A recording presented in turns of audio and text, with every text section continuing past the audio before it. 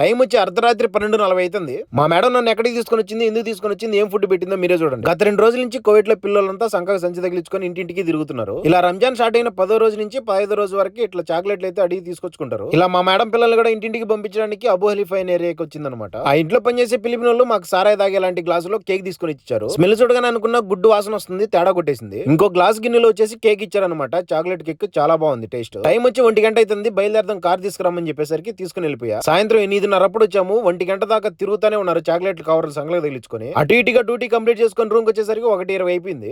నేను కూడా ఒకపోతులు ఉంటున్నాను కాబట్టి కాళ్ళు చేతులు కడుక్కొని ఫ్రెష్ అయ్యి 1:30కి అయితే అన్నం దగ్గర కూర్చున్నాను. రోజు నాన్ వెజ్ కాదు, మన ఇండియన్ ఫుడ్ కూడా దొరుకుతుంది. వైట్ రైస్, ఇది ఉల్లగడ్డల తాలింపు, ఇది వచ్చేసి రసం అన్నమాట. ఇది టమోటా రసం కాదు, ఎర్రగడ్డల రసం. చారన్నంలోకి అంటికాయ తాలింపు అయితే సూపర్ గా ఉంటుంది తినడానికి. రసం ఉల్లగడ్డల తాలింపు పెట్టుకొని లైట్ గా తినేసా. చారన్నంలోకి కాంబినేషన్ ఏది బాగుంటుందో కామెంట్ చేయండి. అసలు ఈ గిరిగాన్ పండుగ అంటే ఏంటి, ఎలా చేశారో ఫుల్ వీడియో చేసా, ప్రొఫైల్ కింద ఉంది చూడండి. ప్లీజ్ ఈ వీడియోకి లైక్ చేసి సబ్స్క్రైబ్ చేయండి. ఉంటా, బాయ్.